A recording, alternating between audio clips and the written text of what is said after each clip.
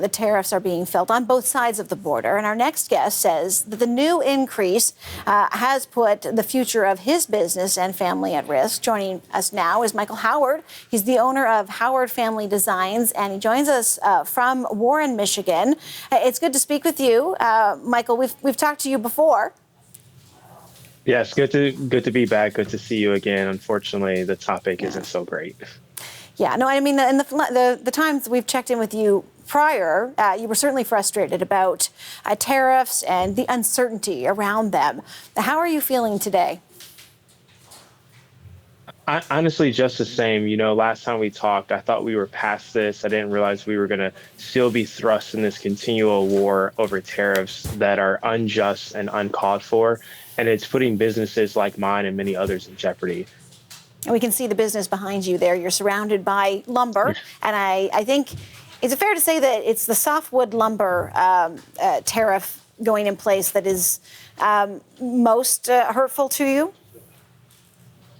Exactly. Here in America, we receive a large percentage of our softwood lumber from Canada simply because we cannot supply it here in America. We don't have the trees, we can't grow it fast enough. And so we rely on our greatest trade partner in Canada to help provide and to make up for that softwood.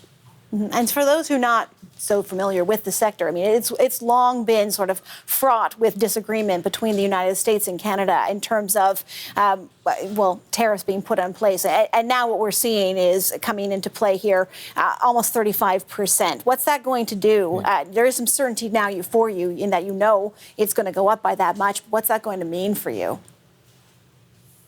It means we're going to have to raise our prices to compensate for the height in the cost of goods, which then means we can't just swallow a 35% tariff.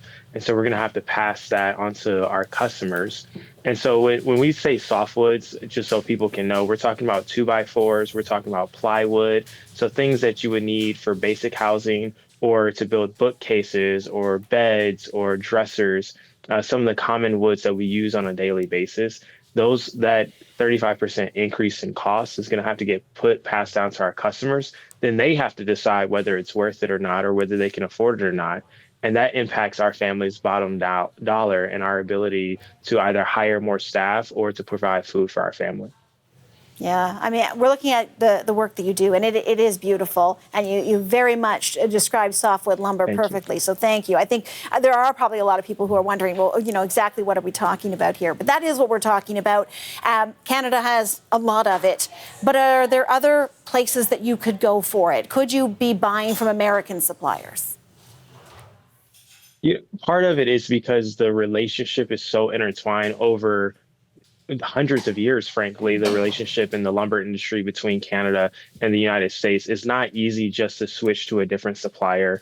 And even like there is a plywood, a softwood industry at the northern part of Michigan that we have used before, but it impacts the whole entire supply chain when the need is still present. And this is going to interrupt the amount of supply that there is going to be. And so it's going to drive all the costs up. Whether you buy from Canada or you're buying from America, the cost will still be elevated regardless. I wouldn't call this a silver lining, but, you know, at least you've known this could be coming for some time now. And so I'm sure you've thought about it. Do you have plans on that? You've talked about possibly having to raise the prices. Can you give me an example? Like how much are you going to have to charge for a dresser or one of those beautiful cutting boards? So one of the projects that we're working on right now is a bookshelf for somebody. And thankfully, we were able to purchase the lumber in bulk earlier in the year. So this project won't be directly impacted, but there's another individual that wants us to build another bookcase for them. And the cost for those goods have already gone up from about $35. And so that will then, every time we need to buy a sheet of plywood, and for that project, it could be 10 to 12 pieces of plywood. That's a dramatic cost increase for this family. You're talking $300 to $400, and that's a significant jump. It is significant to a lot of families, for sure, and I'm sure it's going to lead to some people potentially deciding I'm not going to make that purchase. And then that, of course, trickles to you. And you talked about feeding your family and paying your employees. What kind of discussions have you had with those employees?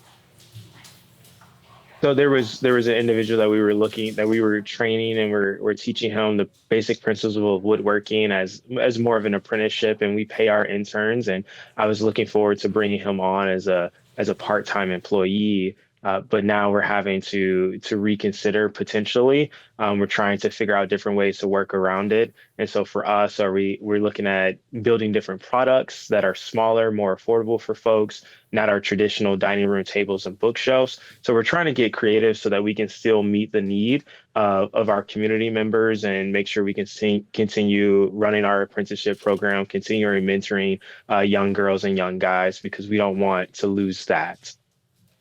Michael, up in Canada, we often hear from viewers who are wondering, well, we know how hard it is in Canada. What's it like for those in the United States? And you really do such a nice job of articulating that and explaining the issue from the U.S. business perspective. So thank you very much for your time tonight.